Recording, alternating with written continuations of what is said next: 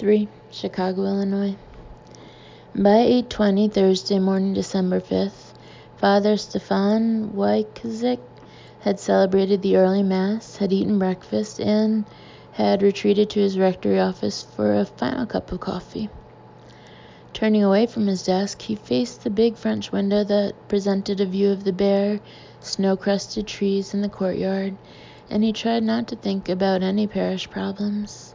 This was his time, and he valued it highly. But his thoughts drifted inexorably to Father Brendan Cronin, the rogue curate, the chalice hurler. Brendan Cronin, the talk of the parish, the berserk priest of St. Bernadette's. Brendan Cronin, of all people. It just did not make sense, no sense at all. Father Stefan Wykazik had been a priest for 32 years, the rector of the Church of St. Bernadette for nearly 18 years, and throughout his life of service, he had never been tortured by doubt. The very concept baffled him.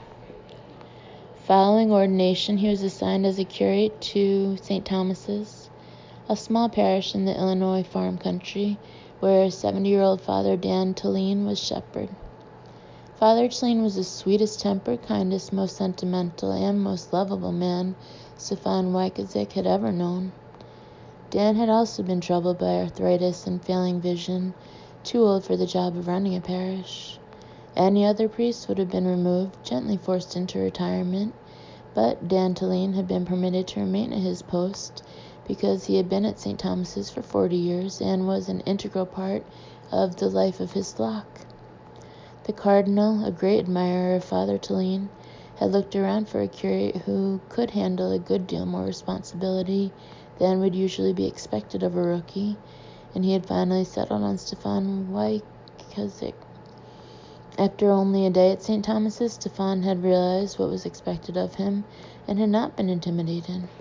He'd shouldered virtually all the work of the parish. Few young priests would have been equal to such a task. Father Wykazik never doubted he could handle it. 3 years later, when Father Tallene died quietly in his sleep, a new priest was assigned to St. Thomas's, and the cardinal sent Father Wykazik to another parish in suburban Chicago, where the rector, Father Orgel, was having troubles with alcohol. Father Orgel had not been a totally disgraced whiskey priest. He had been a man with the power to salvage himself, and he had been well worth salvaging. Father Wykazik's job had been to give Francis Orgel a shoulder to lean on, and to guide him, subtly but firmly, toward an exit from his dilemma. Unhampered by doubt, he had provided what Francis Orgel had needed. During the next 3 years, Stefan served at 2 more problem-plagued churches, and those who moved in the hierarchy of the archdiocese began to refer to him as His Eminence's troubleshooter. His most exotic assignment was to Our Lady of Mercy Orphanage and School in Saigon, Vietnam, where he was second in charge under Father Bill Nader for 6 nightmarish years. Our Lady of Mercy was funded by the Chicago Archdiocese and was one of the Cardinal's pet projects. Bill Nader had carried the scars of 2 bullet wounds, one in his left shoulder and one in his right calf, and had lost 2 Vietnamese priests and 1 previous American to Viet Cong terrorists. From the moment of Stefan's arrival during his entire tour of duty in the war zone, he never doubted that he would survive, or that his work in that hell on earth was worthwhile. When Saigon fell, Bill Nader, Stefan Wykazik, and 13 nuns escaped the country with 126 children. Hundreds of thousands died in the subsequent bloodbath, but even in the face of mass slaughter, Stefan Wykazik never doubted that 126 lives were a very significant number, never allowed despair to grip him. Back in the States, as a reward for his willingness to be the Cardinal's troubleshooter for a decade and a half, Stefan was offered a promotion to Monsignor, which he modestly declined. Instead, he humbly requested and was rewarded with his own parish at long last. That was St. Bernadette's. It had not been a prosperous parish when it was put into Stefan Wykezik's able hands. St. Bernadette's was $125,000 in debt. The church was in desperate need of major repairs, including a new slate roof. The rectory was worse than decrepit. It threatened to come tumbling down in the next high wind. There was no parish school. Attendance at Sunday Masses had been on a steady decline for almost 10 years. St. Bet's, as some of the altar boys referred to it, was precisely the kind of challenge that excited Father Wykezik. He never doubted that he could rescue St. Bet's. In 4 years, he raised the attendance at Mass by 40%, retired the debt, and repaired the church. In 5 years, he rebuilt the parish house. In 7 years, he doubled attendance and broke ground for a school. In recognition of Father Wykezik's unflagging service to Mother Church, the Cardinal, in his last week of life, had conferred the coveted honor of PR, permanent rector, on Stefan, guaranteeing him life tenure at the parish that he had single-handedly brought back from the edge of both spiritual and financial ruin. The granite solidity of Father Wykezik's faith made it difficult for him to understand why, at the early Mass on the Sunday just past, Father Brendan Cronin's belief had dissolved so completely as to cause him to fling the sacred chalice across the chancel in despair and rage in front of almost 100 worshippers. Dear God. At least it had not happened at one of the 3 later Masses, which were better attended. Initially, when Brendan Cronin had come to St. Bet's more than a year and a half ago, Father Wykezik had not wanted to like him. For one thing, Cronin had been schooled at the North American College in Rome, reputedly the most splendid educational institution within the jurisdiction of the Church. But though it was an honor to be invited to attend that establishment, and though its graduates were considered the cream of the priesthood, they were often effete dainties, loath to get their hands dirty, with much too high an opinion of themselves. They felt that teaching catechism to children was beneath them, a waste of their complex minds. And visiting shut-ins was a task they found unspeakably distasteful after the glories that had been Rome. In addition to the stigma of being trained in Rome, Father Cronin was fat. Well, not fat really, but certainly plump, with a round, soft face and liquid green eyes that seemed, at first encounter, to betoken a lazy and perhaps easily corrupted soul. Father Wykezik, on the other hand, was a big-boned Pole whose family had not contained a single fat man. The Wykeziks were descended from Polish miners who had emigrated to the United States at the turn of the century, taking physically demanding jobs in steel mills, quarries, and the construction trades. They had produced big families that could be supported only through long hours of honest labor, so there wasn't time to get fat. Stefan had grown up with an instinctual sense that a real man was solid but lean, with a thick neck, big shoulders, and joints gnarled from hard work. To Father Wykezik's surprise, Brendan Cronin had proved to be a hard worker. He had acquired no pretensions and no elitist opinions while in Rome. He was bright, good-natured, amusing, and he thrived on visiting shut-ins, teaching the children, and soliciting funds. He was the best curate Father Wykezik had been given in 18 years. That was why Brendan's outburst on Sunday, and the loss of faith that had inspired it, was so distressing to Stefan Wykezik. Of course, on another level, he looked forward to the challenge of bringing Brendan Cronin back into the fold. He had begun his career in the church as a strong right arm for priests in trouble, and now he was being called upon to fill that role once more, which reminded him of his youth and engendered in him a buoyant feeling of vital purpose. Now, as he took another sip of coffee, a knock came at the office door. He turned his gaze to the mantel clock. It was of ormolu and inlaid mahogany with a fine Swiss movement, a gift from a parishioner. That timepiece was the only elegant object in a room boasting strictly utilitarian and mismatched furniture and a threadbare imitation Persian carpet. According to the clock, the time was 8:30 precisely, and Stefan turned to the door, saying, "Come in, Brendan." As he came through the door, Father Brendan Cronin looked no less distressed than he had on Sunday, Monday, Tuesday, and Wednesday, when they had met in this office to discuss his crisis of faith and to search for ways to reestablish his belief. He was so pale that his freckles burned like sparks on his skin, and by contrast his auburn hair looked more red than usual. The bounce had left his step. "Sit down, Brendan. Coffee?" "Thank you, no." Brendan bypassed the tattered Chesterfield in the Morris chair, slumping in the sag-bottom wingback instead. "Did you eat a good breakfast?" Stefan wanted to ask. "Or did you just nibble at some toast and swill it down with coffee?" But he did not want to seem to be mothering his curate, who was 30 years old, so he said, "You've done the reading I suggested?" "Yes." Stefan had relieved Brendan of all parish duties and had given him books and essays that argued for the existence of God and against the folly of atheism from an intellectual point of view. "And you've reflected on what you've read," Father Wyckowick said. "So have you found anything so far that helps you?" Brendan sighed, shook his head. "You continue to pray for guidance?" "Yes, I receive none." "You continue to search for the roots of this doubt?" "There don't seem to be any." Stefan was increasingly frustrated by Father Cronin's taciturnity, which was utterly unlike the young priest.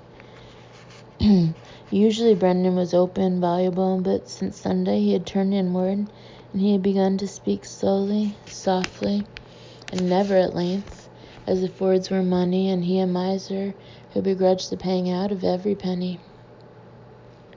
"There must be roots to your doubt," Father Wyckowick insisted.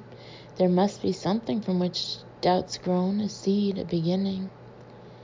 "It's just there," Brendan muttered, barely audible.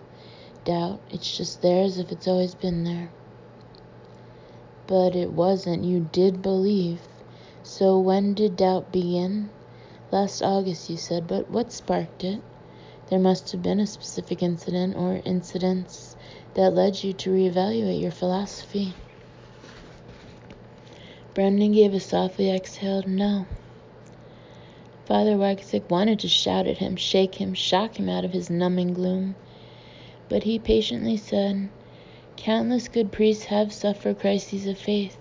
Even some saints wrestled angels. But they all had two things in common.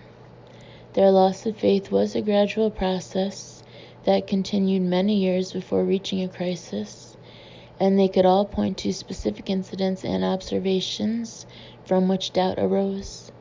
The unjust death of a child, for instance, or a saintly mother stricken with cancer, murder, rape. Why does God allow evil in the world? Why war? The sources of doubt are innumerable, if familiar, and though church doctrine answers them, cold doctrine is sometimes little comfort.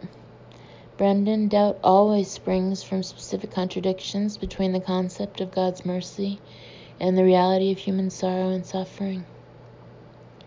"Not in my case," Brendan said. Gently but insistently, Father Wyckowick continued, "And the only way to assuage that doubt is to focus on those contradictions that trouble you and discuss them with a spiritual guide. In my case, my faith just collapsed under me, suddenly, like a floor that seemed perfectly solid but was rotten all along." "You don't brood about unjust death, sickness, murder, war? Like a rotten floor, then, just collapsed overnight?" "That's right." "Bullshit," Stefan said, launching himself up from his chair. The expletive in the sudden movement startled Father Cronin. His head snapped up and his eyes widened with surprise. "Bullshit," Father Wyckowick repeated, matching the word with a scowl as he turned his back on his curate. In part he intended to shock the younger priest and force him out of his half-trance of self-pity, but in part he was also irritated by Cronin's uncommunicative funk and stubborn despair. Speaking to the curate, but facing the window, where patterns of frost decorated the panes and where wind buffeted the glass, he said, You didn't fall from committed priest in August to atheist in December. Could not. Not when you claim you've had no shattering experiences that might be responsible. There must be reasons for your change of heart, Father, even if you're hiding them from yourself, and until you're willing to admit them, face them, you'll remain in this wretched state. A plumbless silence filled the room. Then the muffled ticking of the ormolu and mahogany clock. At last, Brendan Cronin said, Father, please don't be angry with me. I have such respect, and I value our relationship so highly that your anger, on top of everything else, is too much for me right now. Pleased by even a thread-thin crack in Brendan's shell, delighted that his little stratagem had produced results, Father Wyckowick turned from the window, moved quickly to the wing-back chair, and put a hand on his curate's shoulder. I'm not angry with you, Brendan. Worried, concerned, frustrated that you won't let me help you, but not angry. The young priest looked up. Father, believe me, I want nothing more than your help in finding a way out of this. But in truth, my doubt doesn't spring from any of the things you mentioned. I really don't know where it comes from. It remains, well, mysterious. Stefan nodded, squeezed Brendan's shoulder, returned to his chair behind the desk, sat down, and closed his eyes for a moment, thinking. All right, Brendan, your inability to identify the cause of your collapsed faith indicates it's not an intellectual problem, so no amount of inspirational reading will help. If it's a psychological problem, the roots lie in your subconscious, awaiting revelation. When he opened his eyes, Stefan saw that his curate was intrigued by the suggestion that his own inner mind was simply malfunctioning, which meant God hadn't failed Brendan after all. Brendan had failed God. Personal responsibility was far easier to deal with than the thought that God was unreal or had turned his back. Stefan said, as you may know, the Illinois Provincial of the Society of Jesus is Lee Kellogg, but you may not know that he oversees 2 psychiatrists, both Jesuits themselves, who deal with the mental and emotional problems of priests within our order. I could arrange for you to begin analysis with one of those psychiatrists. Would you? Brendan asked, leaning forward in his chair. Yes, eventually, but not right away. If you begin analysis, the provincial will refer your name to the province's prefect of discipline, who will begin to pick through your actions of the past year to see if you violated any of your vows. But I know you never, Stefan said reassuringly, but the prefect of discipline's job is to be suspicious. The worst thing is, even if your analysis leads to a cure, the prefect will scrutinize you for years to come to guard against a lapse into unpriestly conduct, which would limit your prospects. And until your current problem, Father, you struck me as a priest who'd go far, Monsignor, perhaps higher. Oh, no, certainly not. Not me, Brennan said self-deprecatingly. Yes, you. And if you beat this problem, you could still go far. But once you're on the prefect's danger list, you'll always be suspect. At best, you'll wind up no better than me, a simple parish priest. A smile flickered at the corners of Brendan's mouth. It would be an honor and a life well spent to be, as you say, no better than you. But you can go farther and be of great service to the church, and I'm determined you'll have that chance. So I want you to give me until Christmas to help you find a way out of this hole. No more pep talks, no debates about the nature of good and evil. Instead, I'll apply some of my own theories about psychological disorders. You'll get amateur treatment from me, but give it a chance, just until Christmas. Then, if your distress is still as great, if we're no nearer an answer, I'll put you in the hands of a Jesuit psychiatrist. Deal? Brenda nodded. Deal. Terrific. Father Wagsick said, sitting up straight, rubbing his hands together briskly as if about to chop wood or perform some other invigorating exercise. That gives us more than 3 weeks. For the first week, you'll put away your ecclesiastical suits, dress in ordinary clothes, and report to Dr. James McMurtry at St. Joseph's Hospital for Children. He'll see that you're assigned to the hospital staff. As chaplain? As an orderly, emptying bedpans, changing bedclothes, whatever is required. Only Dr. McMurtry will know you're a priest. Brendan blinked. But what's the point of this? You'll figure it out before the week is up, Stefan said happily.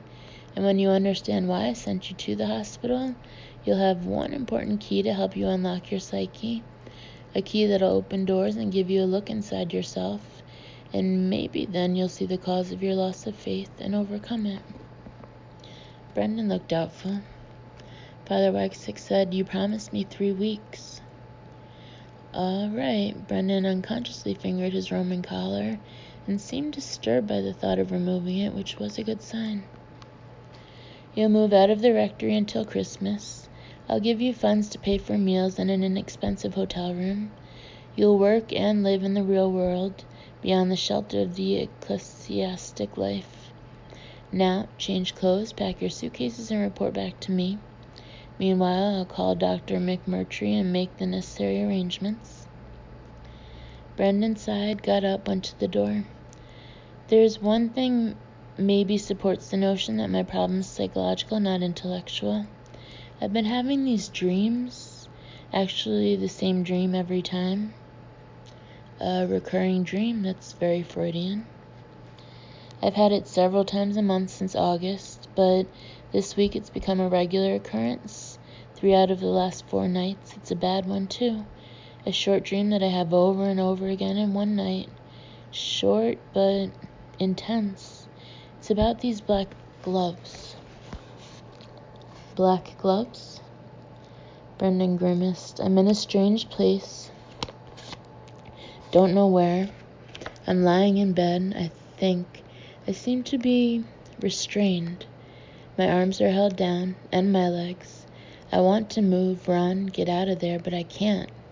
The light is dim, can't see much. Then these hands," he shuddered. "Hands wearing black gloves?" Father Wagsick prompted. "Yes, shiny black gloves, vinyl or rubber, tightly fitted and shiny, not like ordinary gloves." Brendan let go of the doorknob, took 2 steps toward the middle of the room, and stood with his hands raised before his face, as if the sight of them would help him recollect the details of the menacing hands in his dream. "I can't see whose hands they are. Something wrong with my vision. I can see the hands, the gloves, but only up to the wrists. Beyond that, it's all blurry." By the offhanded way that Brendan had mentioned the dream, almost as an afterthought, he obviously wanted to believe that it was of no consequence. However, his face was paler than before, and there was a vague but unmistakable flutter of fear in his voice. A burst of winter wind rattled a loose window pane, and Stefan said, "The man with black gloves, does he say anything to you?" "He never speaks." Another shudder. Brendan lowered his hands, thrust them in his pockets. "He touches me. The gloves are cold, slick." The curate looked as if he could feel those gloves even now. Acutely interested, Father Wagsick leaned forward in his chair and said, "Where do these gloves touch you?" The young priest's eyes glazed. "They touch my face, forehead, cheeks, neck, chest. Cold. They touch me almost everywhere." "They don't hurt you?" "No." "But you're afraid of these gloves, of the man wearing them?" "Terrified, but I don't know why." "One can't help but see how Freudian a dream it is." "I suppose," the curate said. "Dreams are a way for the subconscious mind to send messages to the conscious, and in this case it's easy to see Freudian symbolic meanings in these black gloves. the hands of the devil reaching out to pull you down from grace, or the hands of your own doubt, or they could be symbols of temptations, of sin seeking your indulgence. Brandon seemed grimly amused by the possibilities, especially sins of the flesh. After all, the gloves do touch me all over. The curate returned to the door and put his hand on the knob, but paused again. Listen, I'll tell you something odd.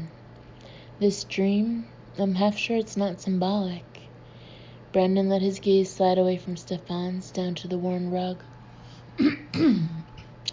I think those gloved hands represent nothing more than gloved hands. I think somewhere, someplace, at some time or other, they were real. You mean you were once in a situation like the one in your dream? Still looking at the rug, the curate said, I don't know, perhaps in my childhood. See, this might not have anything to do with my crisis of faith. The two things might be, probably are, unconnected. Stefan shook his head. Two unusual and serious afflictions, a loss of faith and a recurring nightmare, troubling you at the same time, and you want me to think they've no relation? Too coincidental. There must be some connection. But tell me, at what point in your childhood would you have been menaced by this unseen gloved figure? Well, I had a couple of serious illnesses as a boy. Maybe during a fever I was examined by a doctor who was a little rough or scary looking, and maybe the experience was so traumatic that I repressed it, and now it's coming back to me in a dream. When doctors wear gloves for an examination, they use throwaway white latex, not black, and not heavy rubber or vinyl gloves. The curate took a deep breath, blew it out. Yeah, you're right. But I just can't shake the feeling that the dream's not symbolic. It's crazy, I suppose, but I'm sure those black gloves are real as that Morris chair, as real as those books on the shelf. On the mantel, the clock struck the hour. The soughing, S-O-U-G-H-I-N-G, of the wind in the eaves became a howl. Creepy, Stefan said, referring not to the wind or the hollow striking of the clock. He crossed the room and clapped the curate on the shoulder. But I assure you you're wrong. The dream is symbolic, and it is related to your crisis of faith. The black hands of doubt.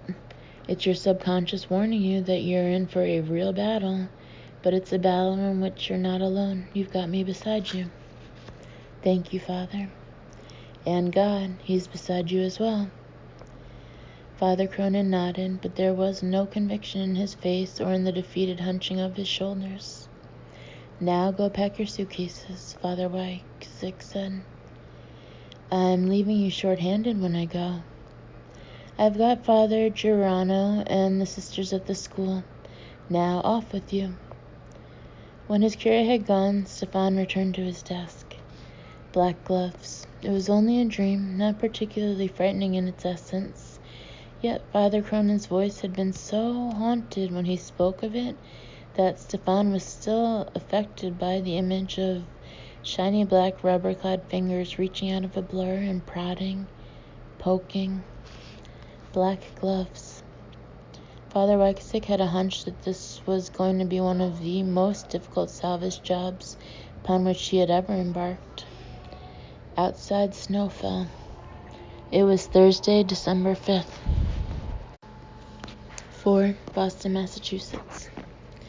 On Friday, 4 days after the catastrophic fugue that followed the aortograph on Viola Fletcher, Ginger Weiss was still a patient at Memorial Hospital, where she had been admitted after George Hannaby led her out of the snowy alleyway in which she had regained consciousness.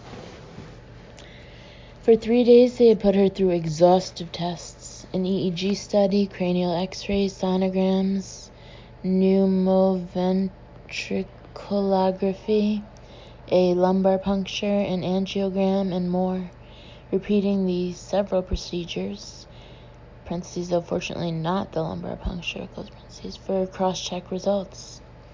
With the sophisticated tools and processes of modern medicine, they searched her brain tissue for neoplasms, cystic masses, abscesses, clots, aneurysms, and benign gummatous lumps.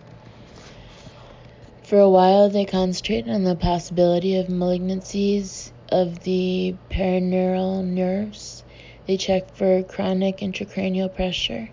They analyzed the fluid from the spinal tap in search of abnormal protein, cerebral bleeding, a low sugar count that would indicate bacterial infection, or signs of a fungus infection.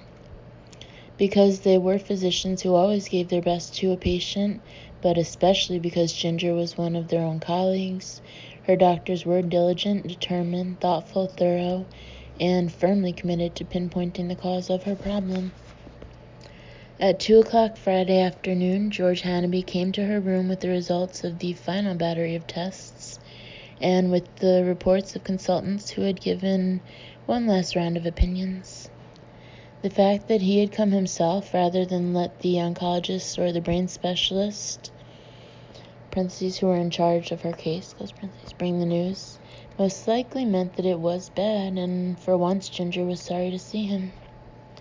She was sitting in bed dressed in blue pajamas that Rita Hannaby, George's wife, had been kind enough to fetch, along with a suitcase full of other necessities, from the Beacon Hill apartment.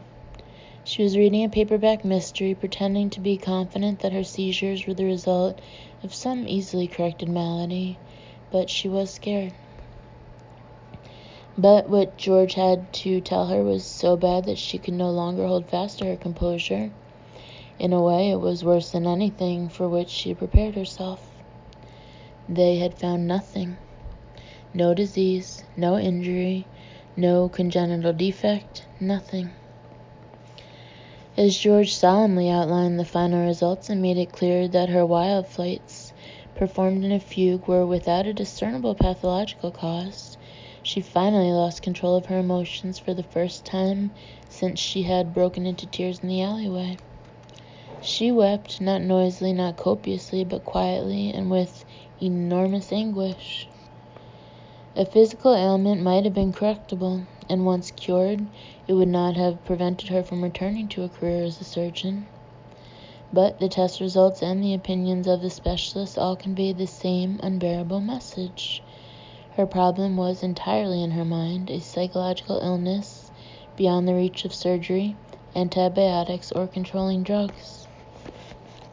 When a patient suffered repeated incidents of fugue for which no physiological cause could be found, the only hope of ending the seizures was psychotherapy, though the finest psychiatrists could not boast of a high cure rate with patients thus afflicted.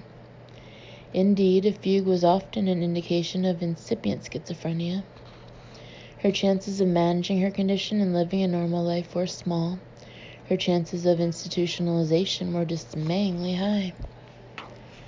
Within reach of her lifelong dream, within months of beginning her own surgical practice, her life had been shattered as thoroughly as a crystal goblet struck by a bullet. Even if her condition was not that extreme, even if psychotherapy gave her a chance to control her strange outbursts, she'd never be able to obtain a license to practice medicine. George plucked several Kleenex from the box on the nightstand and gave them to her. He poured a glass of water. He got a Valium and made her take it, though at first she resisted. He held her hand, which seemed like that of a very small girl when clasped in his large mitt. He spoke softly, reassuringly. Gradually he calmed her. When she could speak, she said, "But George, damn it, I wasn't raised in a psychologically destructive atmosphere. Our home was happy, at peace, and I certainly got more than my share of love and affection. I wasn't physically, mentally, or emotionally abused." She angrily snatched a box of tissues from the nightstand, tore Kleenex from it. "Why me? How could I, coming from my background, develop a psychosis? How? With my fantastic mother, my special papa, my damned if it wasn't happy childhood, how could I wind up seriously mentally disturbed? It isn't fair, it isn't right, it isn't even believable."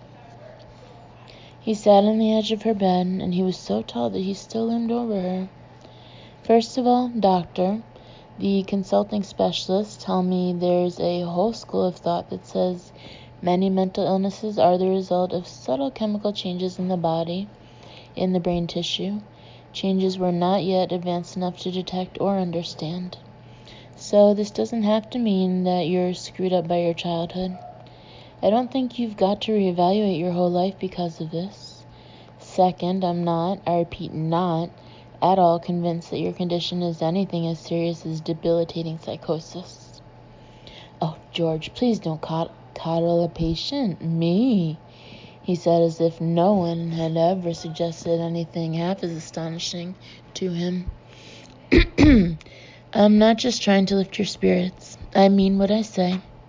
Sure, we didn't find a physical cause for this, but that doesn't mean there isn't a physical problem involved.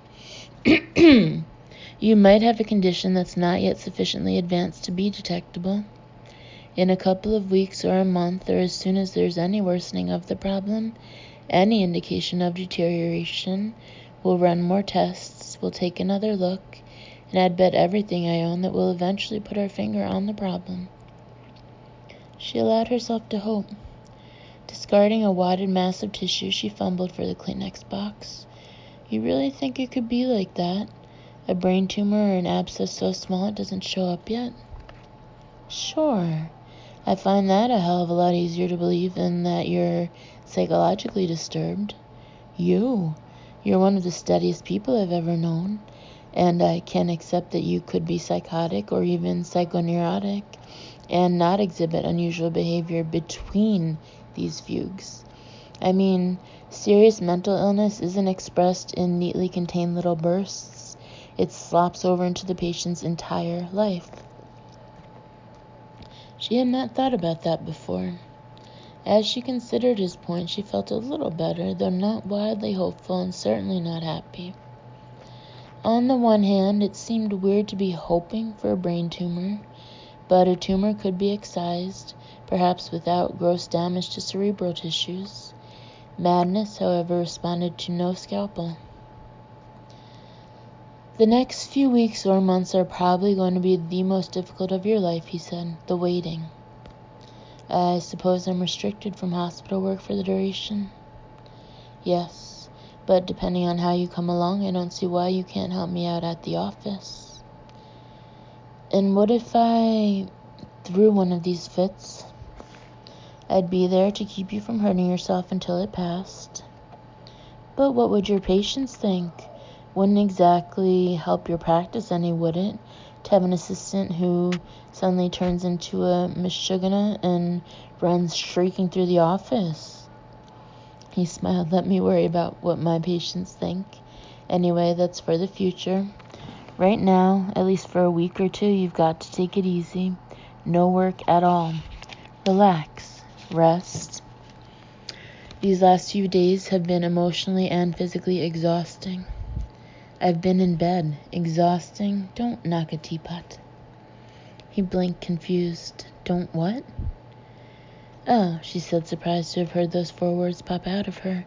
Something my father used to say. It's a Yiddish expression. Hock, neat, kane, schniek. Don't knock a teapot. It means don't talk nonsense. But don't ask me why it means that. It's just something I used to hear all the time when I was a kid. Well, I'm not knocking a teapot, he said. You may have been in bed all week, but it's been an exhausting experience nonetheless, and you need to take it easy for a while. I want you to move in with Rita and me for the next few weeks. What? Oh, I couldn't impose on you. It's no imposition. We have a live-in maid, so you won't even have to make your bed in the morning. From the guest room window, you'll have a nice view of the bay. Living around water is calming. In fact, it's quite literally what the doctor ordered. No, really, thank you, but I couldn't. He frowned. You don't understand. I'm not just your boss, but your doctor, and I'm telling you this is what you're going to do. I'll be perfectly fine at the apartment. No, he said firmly. Think about it. Suppose one of these seizures struck while you were making dinner. Suppose you knocked over a pot on the stove. It could start a fire, and you might not even be aware of it until you came out of the fugue, by which time the whole apartment could be ablaze and you could be trapped. That's only one way you might hurt yourself. I can think of 100. So I have to insist that for a while you must not live alone. If you don't want to stay with me and Rita, do you have relatives who'd take you in for a while? Not in Boston. In New York, I've got aunts, uncles. But Ginger could not stay with any of her relatives. They would be happy to have her, of course, especially Aunt Francine or Aunt Rachel. However, she did not want them to see her in her current condition, and the thought of pitching a fit in front of them was intolerable. She could almost see Francine and Rachel huddling over a kitchen table, speaking in low voices, clucking their tongues. Where did Jacob and Anna go wrong? Did they push her too hard? Anna always pushed her too hard, and after Anna died, Jacob relied on the girl too much. She had to take over the house at 12. It was too much for her. Too much pressure, too young. Ginger would receive considerable compassion, understanding, and love from them, but at the risk of sullying the memory of her parents, a memory she was determined to honor always.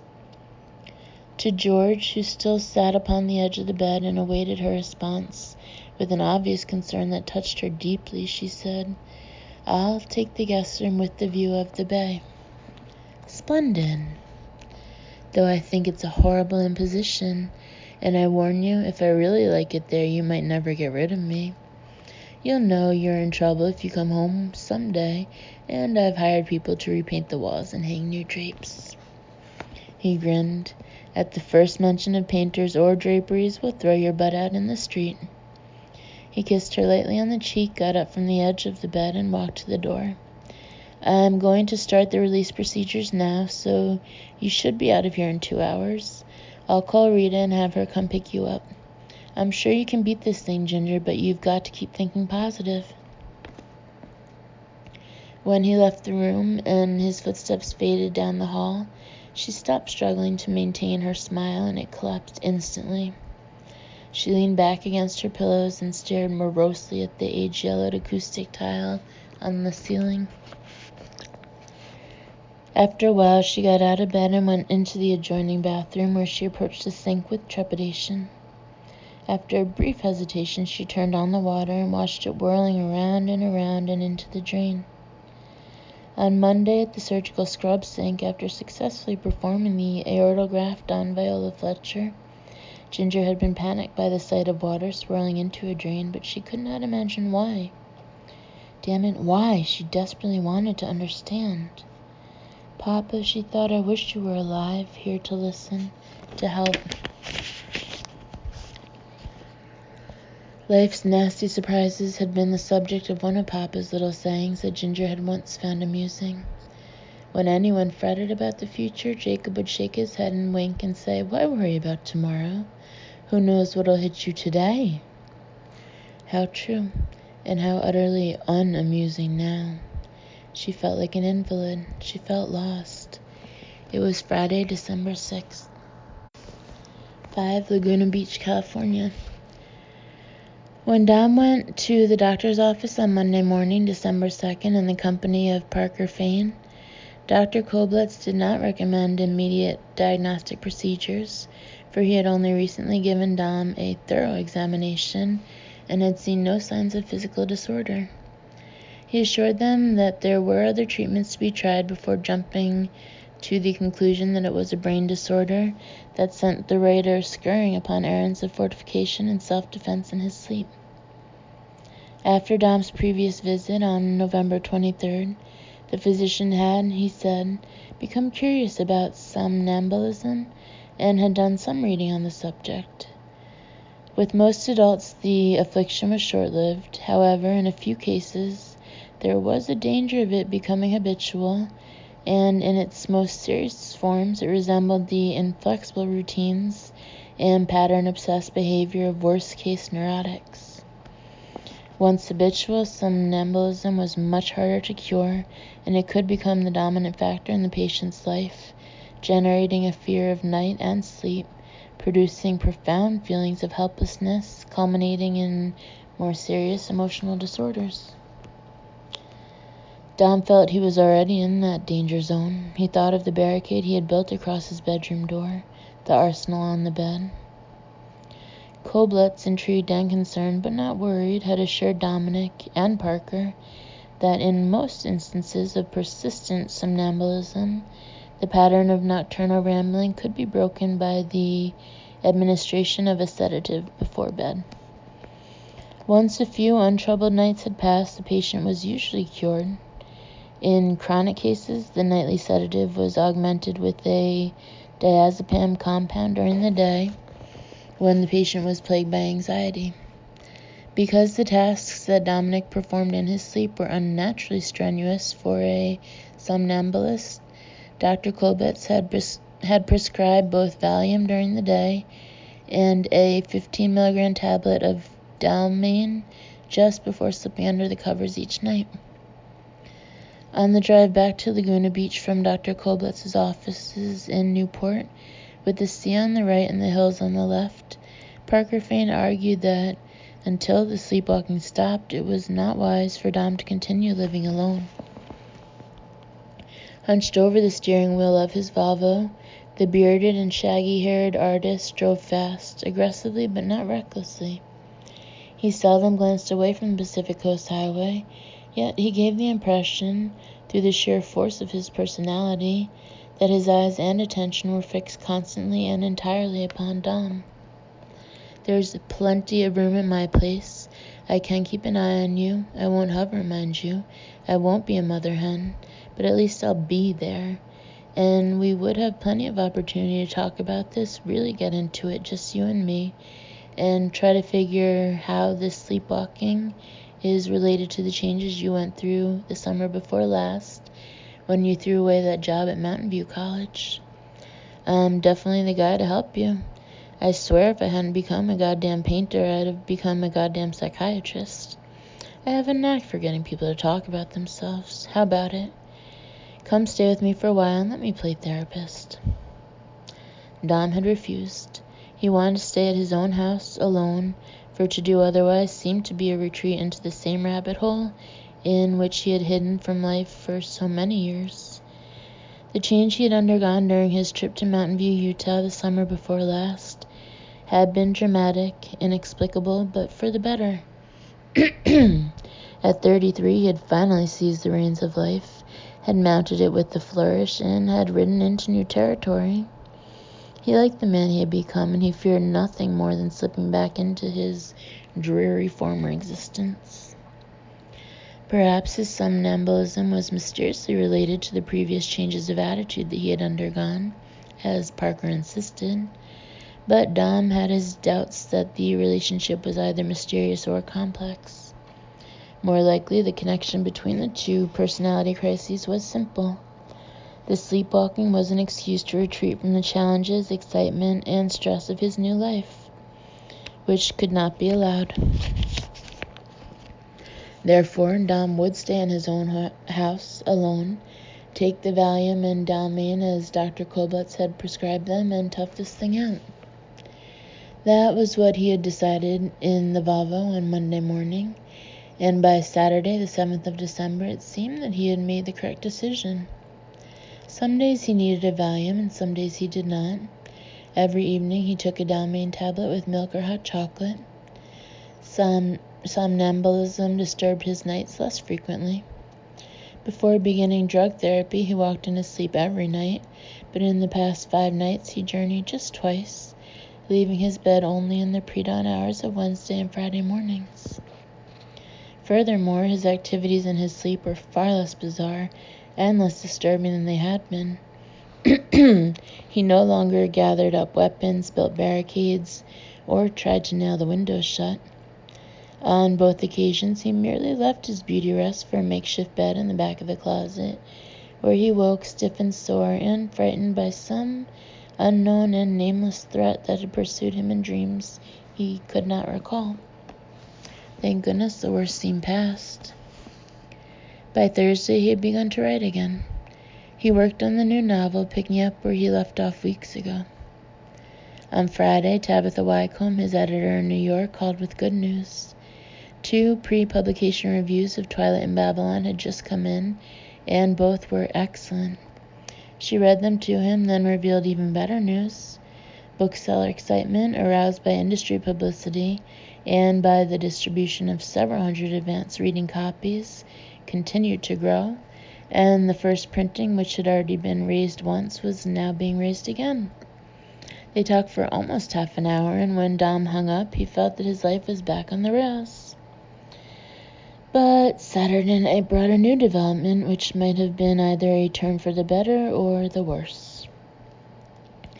Every night that he had gone walking in his sleep, he had been unable to recall even the smallest detail of the nightmares that drove him from his bed. Then Saturday, he was plagued by an uncannily vivid, terrifying dream that sent him fleeing through the house in somnambulistic panic. But this time he remembered part of it when he woke. Not most of it, but at least the end. In the last minute or two of the dream, he was standing in a half-glimpsed bathroom, everything blurred. An unseen man shoved him against the sink, and Dom bent over it, his face thrust down into the porcelain bowl. Someone had an arm around him and was holding him on his feet, for he was too weak to stand on his own. He felt rag-limp, and his knees were quivering, and his stomach was twisting and rolling. A second unseen person had two hands on his head, forcing his head into the sink. He could not speak. He could not draw breath. He knew he was dying. He had to get away from these people, out of this room, but he did not have the physical resources to take flight. Though his vision remained blurry, he could see the smooth porcelain and the chrome-plated rim of the drain in detail, for his face was only inches from the bottom of the sink. It was an old-fashioned drain without a mechanically operated stopper. The rubber plug had been removed and set aside somewhere out of sight. The water was running, spewing out of a faucet past his face, splattering against the bottom of the basin, whirling around and around, down into the drain, around and down. The two people forcing him into the sink were shouting, though he could not understand them. Around and down, around. Staring hypnotically into the miniature whirlpool, he grew terrified of the gaping drain, which was like a sucking orifice intent upon drawing him into its reeking depths. Suddenly he was aware they wanted to stuff him down into the drain, dispose of him. Might be a garbage disposal in there, something that would chop him to pieces and flush him away. He woke screaming. He was in his bathroom. He had walked in his sleep. He was at the sink, bent over, screaming into the drain. He leapt back from that gaping hole, stumbled, nearly fell over the edge of the bathtub. He grabbed a towel rack to steady himself. Gasping for breath, shaking, he finally got up enough nerve to return to the sink and look into it. Glossy white porcelain, a brass drain rim, and a dome-shaped brass stopper. Nothing else, nothing worse. The room in his nightmare had not been this room. Dominic washed his face and returned to the bedroom. According to the clock on the nightstand, it was only 2:25 a.m. Though it made no sense at all and seemed to have no symbolic or real connection with his life, the nightmare was profoundly disturbing. However, he had not nailed windows shut or gathered up weapons in his sleep, so it seemed that this was only a minor setback. In fact, it might be a sign of improvement. If he remembered his dreams, not just pieces, but all of them from beginning to end, he might discover the source of anxiety that had made a night rambler of him. Then he would be better able to deal with it. Nevertheless, he did not want to go back to bed and risk returning to that strange place in his dream.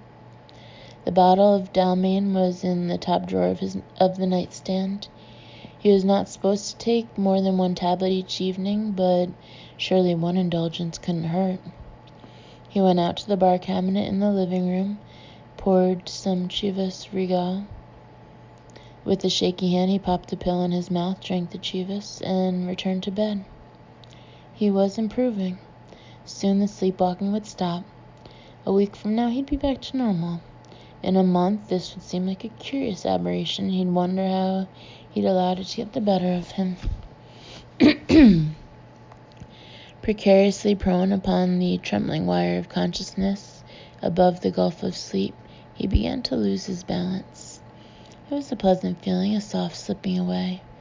But as he floated down into sleep, he heard himself murmuring in the darkness of the bedroom, and what he heard himself saying was so strange it startled him and piqued his interest, even as the Dalmane and whiskey inexorably had their way with him. "The moon," he whispered thickly, "the moon, the moon." He wondered what he could possibly mean by that, and he tried to push sleep away, at least long enough to ponder his own words. "The moon?" "The moon," he whispered again, and then he was gone. It was 3:11 a.m., Sunday, December 8th.